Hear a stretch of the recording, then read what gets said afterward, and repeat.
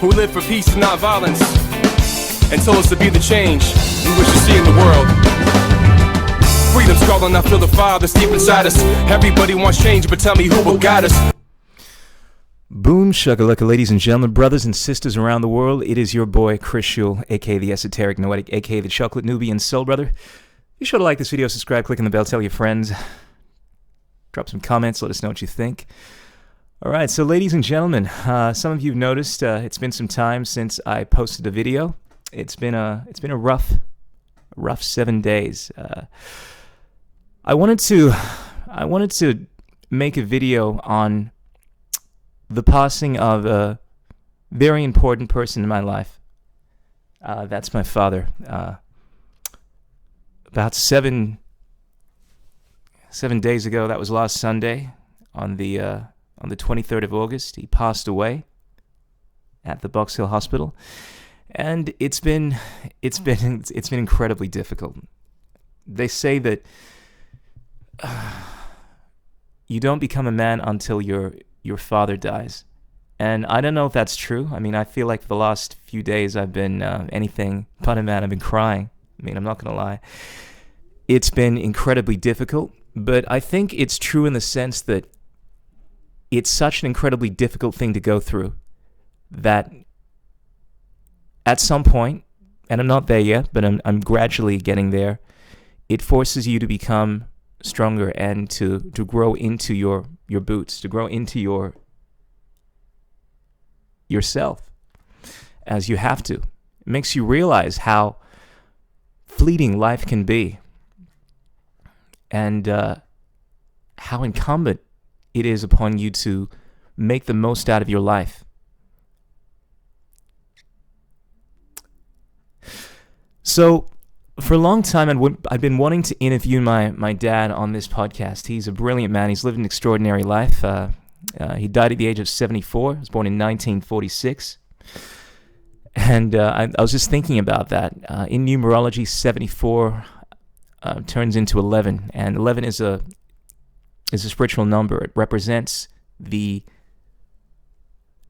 spiritual plane, in that you finally moved into a realm of spirituality. And I think that's symbolic because my father, for so many years, has been living in this world, has had these amazing experiences, and now he is moved on. He's having another journey. And my dad was a very spiritual person. We often speak about out-of-body experiences and the most incredible things. And he certainly wasn't afraid of death. I remember having this conversation with him. He knew, I think, that his time was coming. And there were a lot of conversations that we had that led me to believe that. But as I was saying, I wanted to interview my dad on this podcast. I thought it'd be a great opportunity to talk about the experiences that he'd had, but we never got around to it. My dad had a stroke several years back, and that had affected not only his body, but had affected his speech. And then last year he had an aneurysm, just as he was improving his speech, and I was on the verge of getting him on the podcast, had an aneurysm that affected his speech once again. And then once it improved, I got hit by this vocal condition, which I'm getting there, almost fully recovered from. It's getting there, but for the last few months, that's made it difficult for me, so I haven't been able to interview him. And long story short, it was impossible to organize a time where we were both healthy enough to get on the podcast and talk about his journey. So I wanted to drop this video and talk about his journey, because I think it would be a great opportunity for me to not only tell you about my dad's life, but for you to get an understanding of me, my journey. Because a huge part of my journey is my dad's journey. And I've been realizing it more and more, that so many of the things about me, some things are conscious, some things that have influenced me through my dad's teachings, his indoctrination, that's shaped me. But so many things that I've only just become recently aware of. So many experiences that my dad has had has shaped the kind of person that I am, the interest that I have, this weird obsession I have with with traveling, for instance, meeting different people. I've always been a xenophile. I've been drawn to experiences with different cultures. My dad had the same thing. And of course, my interest in metaphysics, hermetical sciences. I mean, this all comes from my dad's experience. So, yeah, I just wanted to spend the next short while just talking about my dad's journey and giving you an insight into my journey from that. So, my dad was a deeply spiritual person. He was born in Ghana, West Africa. And at the age of 22, he was in, I think it's a place called Cochin Kerala in India. My dad spent some time in the Indian Navy, as he was in the Ghanaian Navy, and he went to train in the Indian Navy. And around that time, he discovered a book about meditation and hypnosis, and he devoured this book. And after he read this, he would spend every morning from the time of 4 a.m. He'd get up at 4 a.m. because apparently this was the best time in which to not be distracted by everything else going on around you. And he would devote his time towards meditating. Put on some light music, visualize a flower growing, and there were all these practices that he would implement to develop his mind and cultivate a spiritual awareness. And from there on, he moved into other studies dealing with metaphysics. He was hugely influenced by India, thus my name, Krishna. I mean, a lot of people often find it weird that this black guy, this guy from Ghana, West Africa, has an Indian name. And this brought me a lot of joy in my youth. Every time I would meet an Indian, they'd be like, "Hey, Hare Krishna, your name is Krishna. You know Krishna is Hare Krishna? It's the Indian name." And I'd be like, yeah, my dad spent some time in India. He was influenced by the Indian culture. And this is true. My dad spent a lot of time in India, courtesy of being in the Indian Navy. And Lord Krishna became his guru. He was hugely influenced by the teachings of Krishna consciousness, and this influenced me. This influenced a lot of my perspective. And thus he called me Krishna. And it wasn't just the time that he spent in India that influenced his teachings. My dad traveled the world. He spent time in Japan, spent a lot of time there, learned the language within 6 months, and ended up having these very deep and passionate conversations about spirituality with people there. And he learned the language quite quickly because he's one of these people like myself that loves to talk, loves to interact, meet different people, and as a result, he became enthralled in the Japanese culture, enthralled in Buddhism. That was another influence. And my dad spent a good amount of his time in his youth from India and then in Japan and then even in London. He was trained in the British Royal Navy for some time. Graduated with a master's of shipping, but throughout his time here, he learned about a lot of spiritual teachings. He became involved in theosophy. That's a religion that deals with, it's not even a religion, it's more of a metaphysical understanding of reality. It's a scientific way of looking at spirituality. And this was a huge part of my influence. In fact, one of the things I often say is that there is no religion higher than truth. And this is the theosophical maxim. And this influenced me greatly, as it influenced my father. And one of the things that I found really interesting, I only discovered this a few years back speaking to my dad, was he was part of an esoteric lodge called the Order of the Golden Dawn, which is, and this is in Ghana.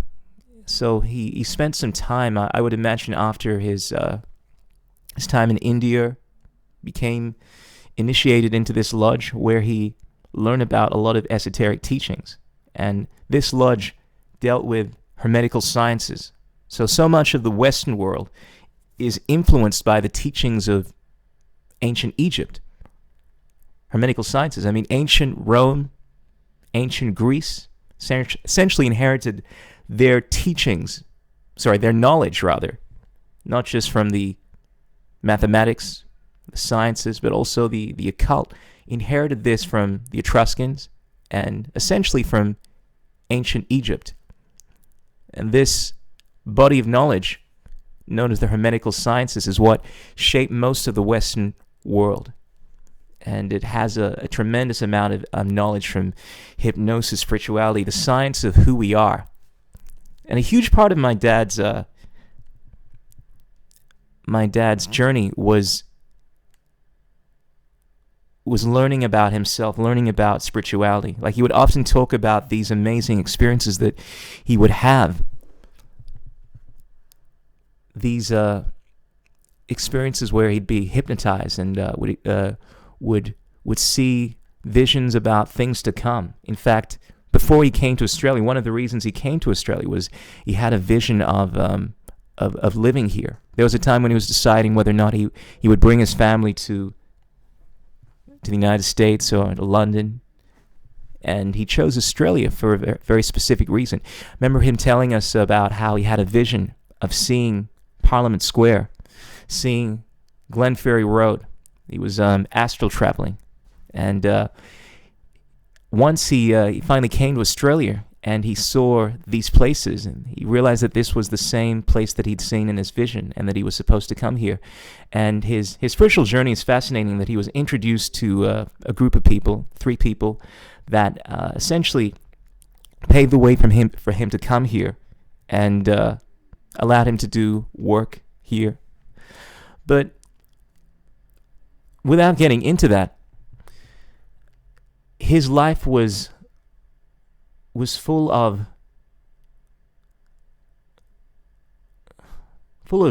interesting events. There's so many stories that I wish I'd been able to get him on this podcast to talk about, because I'm still very cloudy, as it's been quite some time since he shared these stories with us. But he was in the Navy. He was in various skirmishes. I remember one time he spoke about how his life was in danger. In fact, this is what led essentially to him coming to Australia. There was a time when there was a coup d'etat. That's basically an attempt to overthrow the government. You see, back in Ghana, what typically happens, or at least what would happen, is when the government gets out of hand and starts doing crazy things, people overthrow them. People get guns and go to war. They don't stand back and just let things happen like what is happening in Victoria at the moment. But that's another thing. But look, in short, my dad, he left the Navy. As from what I understand, his best friend, the day that his best friend was killed, he made plans to leave the country, and not long after came to Australia and started his life here. It was 1985 that he came to Australia. And my brother, myself, my mom, we followed him shortly after. And I mean, skipping a tremendous amount of time, my upbringing was an upbringing where I was influenced by, obviously, Christianity, my mother being a Christian and a Mormon, having that influence, but my dad being this very unique person that was influenced by so many different cultures, influenced my upbringing, my spiritual journey, with an understanding of philosophy, with an understanding of theosophy, an understanding of basically history, truth. Like, I adopted this idea that truth is not something that is found within one religion necessarily. It is what it is, and if it can be attained through a different religion, a different ideology, a different person, why not? I mean, there is so much knowledge in this world. To limit yourself to one ideology seems somewhat, well, myopic. So I was one of these people that was hugely influenced by a lot of teachings as a kid. And from this metaphysical understanding, I was also delved into other areas, conspiracy theories. I mean, having this understanding, not just through the knowledge that I'd ascertained, but through my own experiences. As a kid, I went through a lot of trials, for lack of a better phrase, but essentially I experienced things that made it very clear to me that there is more to this reality than meets the eye.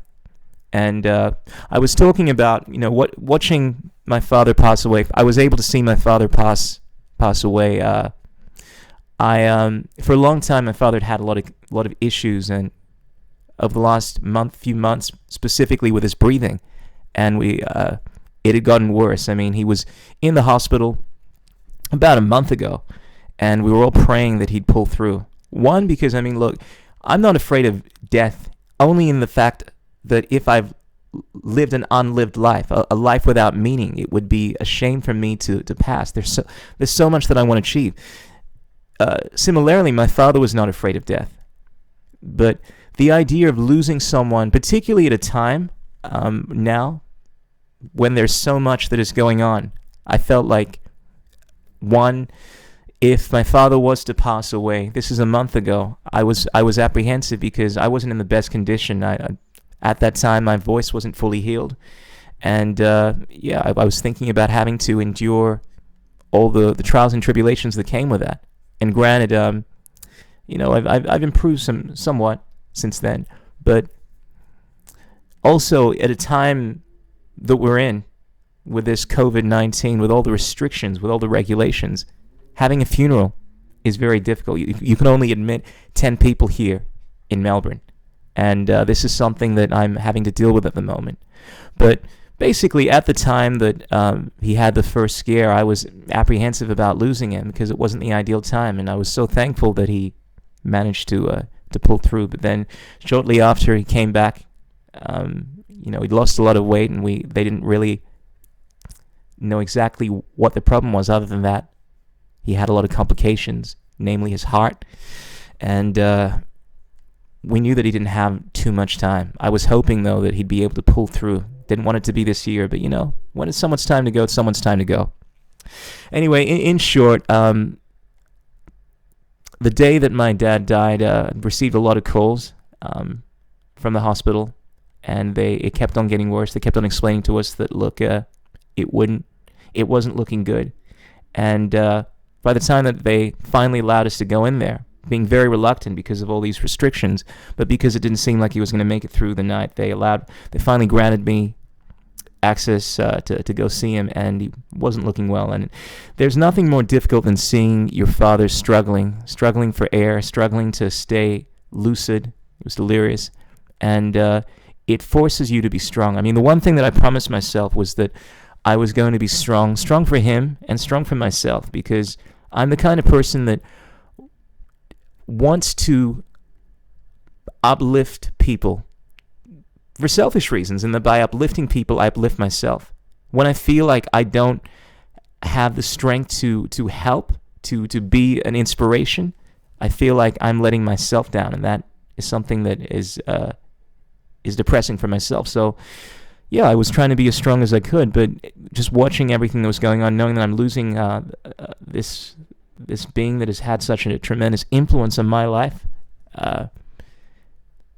made it very difficult. And fortunately, I was able to watch my father pass away. And for a short time, I got to interact with him. He was aware of my presence.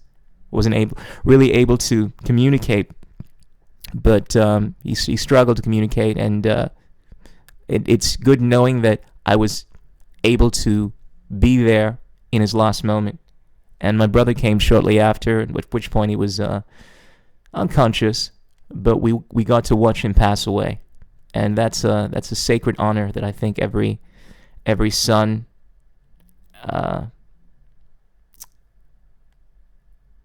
can experience, if they're fortunate enough to experience that. But I just want to harp on the fact that one of the things that has gotten me through this, because for the last few days it's been incredibly difficult, and it still is. There's still moments. I've been going through his belongings, and one of the fortunate things for me was I was able to find this article that had been written by someone that was staying at the facility that he was staying at. I, as I mentioned, wanted to interview my dad, but wasn't able to. But someone had actually interviewed him, and I think my dad left this for me. There's this little briefcase he has that has all his personal effects, and him knowing how much I wanted to interview him had left this interview there. I think it is something that had been done just over the last few years, where someone had actually taken the time to interview my dad, talking about his spiritual journey, and kind of it helped me fill in the gaps, because there was a lot that I didn't fully understand. I mean, I knew the basic details, but not the intricate details, and it was really beneficial. I was so thankful that someone had actually interviewed my dad, and going through his personal effects, it's difficult. You know, it rekindles these memories of your father, and it's something which is going to take time. And the most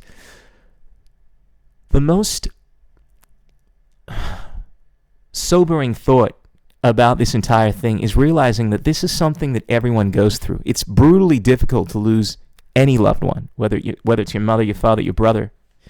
But I'm realizing that this is something that everyone goes through at some point. I mean, if it's not your mother, your father, your brother, you will lose yourself, you know, and that can be traumatic, even if you're not watching someone else suffer. I don't know what's more difficult, watching yourself deteriorate or watching those that you love, but it's hard either way. But it's something that we all have to experience in this life. And the sooner that we can learn to let go of that, realize that this is just a journey and that it is not the end of the journey, the more that we can live. I mean, granted, the gods would say in the ancient Greek and Roman tales that the gods would envy the mortals for their mortality, the fact that their lives were fleeting. And I guess that there is a beauty in realizing that this physical experience, I mean, granted that this is not the end, but this physical experience that we have within this body, within this finite physical existence, is temporary. Temporary on some level. And by that, we want to experience more. By realizing that it is temporary, we have this motivation to experience the most that we can, rather than living in this ambivalent state where we think, oh, you know, we still have another 100 years. No. Life goes just like that. And it's important to realize that, because it's a reminder that there's so much that you need to achieve. But having said that, it's important to realize that it is not the end.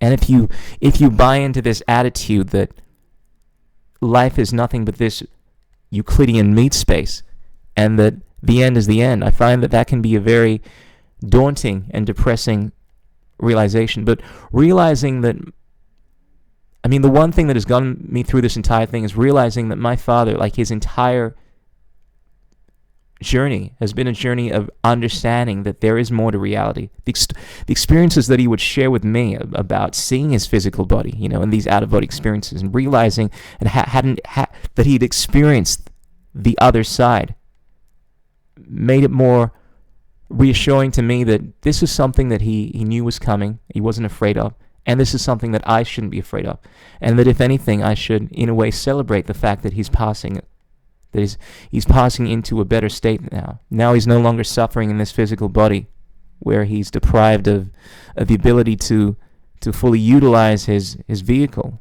I mean, for a long time now. I mean, at the age of 58, I think it was 58, 59, my dad had a stroke, and that paralyzed part of his body, and it's been very difficult for him to get around. And then he had an aneurysm last year, and then he started losing his ability to breathe effectively. So there's been a lot of issues, and a lot of people think about lifespan. Oh, I want to live till I'm 90, I want to live till I'm 100. And I've always been thinking, what's the point of living to 100 if you are not healthy? It's about health span. It's about living. I want to make sure more than anything this physical body that I'm using is able to sustain itself, is able to experience everything this reality has to offer. So if I can't do that, sometimes it's the universe's way of letting you go, of saving you from that pain by moving you into a different reality. Anyway, back to my father. In short, my dad lived a spiritual life, and so much of his teachings have influenced me, from my understanding of spirituality, my understanding of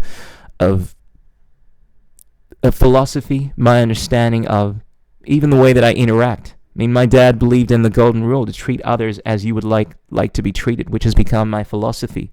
Now, granted, I've specifically arrived at the philosophy of of freedom, of voluntarism, of common law. I mean, this is the fundamental basis of that ideology.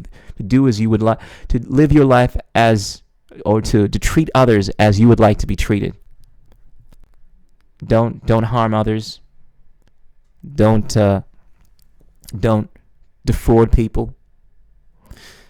And to live a life of honor, compassion, kindness. These are the values that my dad had, and these are the things that I came to realize by reading the interview that his friend was fortunate enough to do.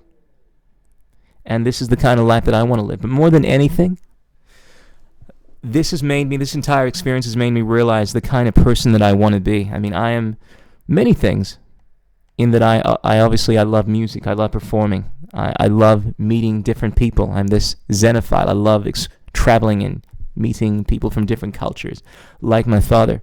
And I love learning about reality, life, spirituality, in all its levels, the physical, metaphysical, the sciences, the esoteric, noetic. I coined that term because, once again, an influence from my dad, the esoteric, the hidden sciences. This is what I was indoctrinated in. The noetical sciences, dealing with the mind, things, realizing that there is an explanation for everything. That by using your mind, you can understand it. By realizing that there is more to this reality than what we can see within our five senses, or we can experience within our five senses, rather. That through the mind, but also through the heart, through the intuition, through the faculties that are instilled within us by virtue of being these conscious beings, by being connected to Source, the Logos, we have this ability to unravel the mysteries of the universe. So in short, the kind of person that I want to be, I think about the teachings that I would be indoctrinated with. And one of the most prolific figures that I got into, courtesy of my dad, was a guy called Manly P. Hall. Manly P. Hall was a 33rd degree Mason, and he would often speak about life and being someone of virtue. The greatest virtue in life is courage.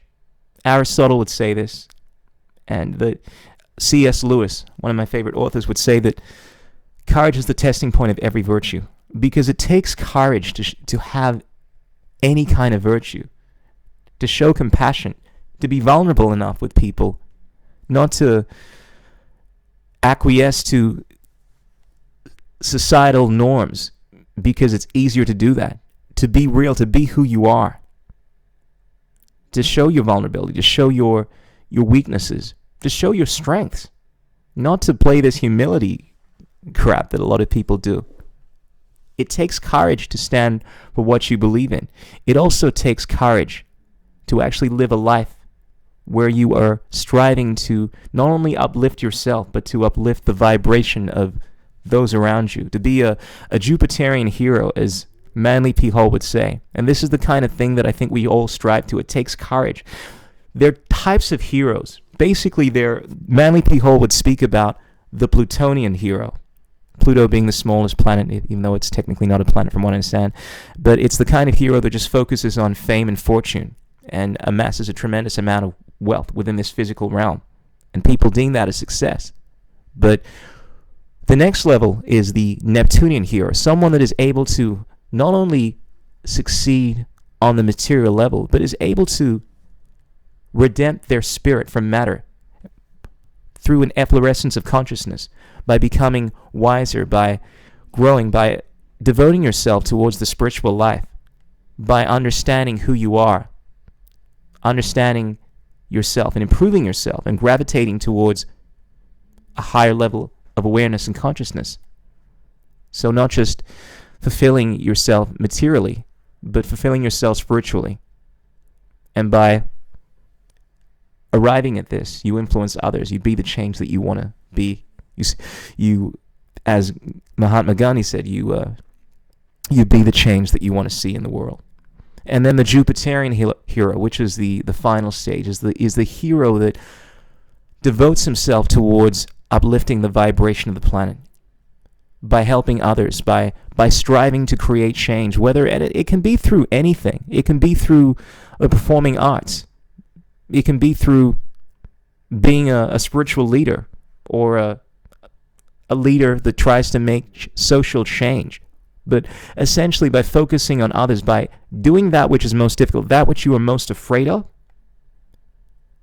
that forces you to grow. That forces you to not only uplift yourself spiritually and mentally, but anytime you strive to achieve something that is worthwhile, and you're thinking outside of yourself in this universe, you find that forces will come to your aid. This sounds like something my father would have said. And they will allow you to be successful materially, spiritually, but most importantly, they will allow you to benefit others around you. Now, granted, we can't all do that. I mean, in order to do that, you need to make sure that your cup is full already.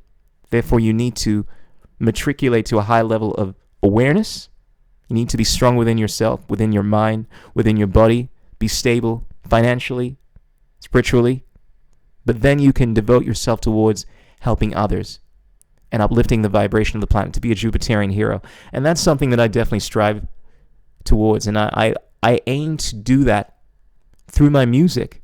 I aim to apply myself to be the kind of person that can inspire people, not just through music, but through my actions, through by standing up for things that I believe in. Like, a huge part of what I'm about is standing up for animal rights, human rights. And, I mean, whether it's conscious or unconscious, I mean, these are things that were instilled with me by my father.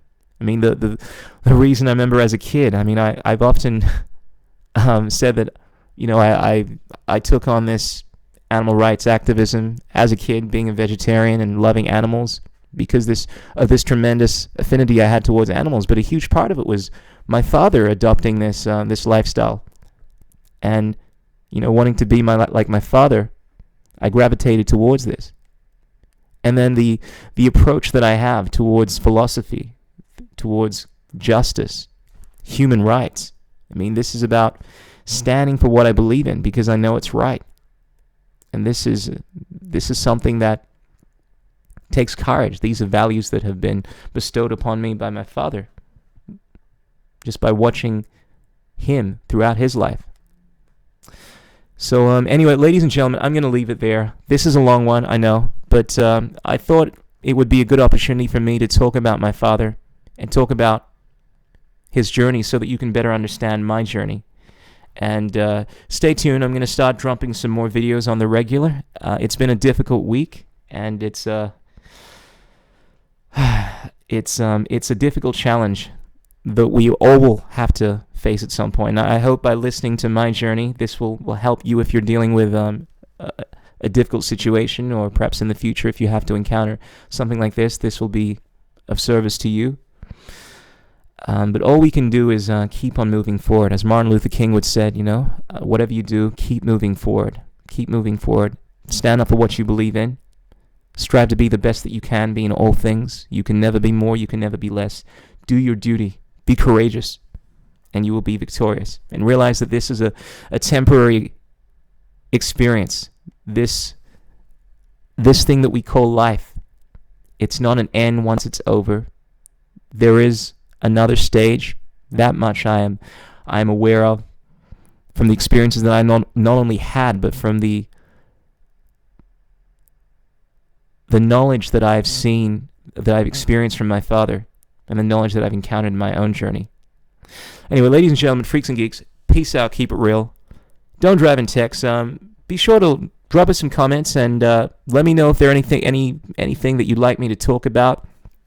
I'm gonna be sharing some more videos in regards to what's going on in the world right now. There's a lot that I've missed, and believe me, I'm gonna get into it. Until next time, this is your chocolate Nubian soul brother. Dad, if you are listening to this, which I'm sure you are, and you're aware on some level, thank you for bestowing the knowledge that you have and influencing me with your life. And I will take it upon myself to live a life that is worthy of your legacy. Sui Namaskar, Namaste. Boom shakalaka. Signing out, Chris Schul.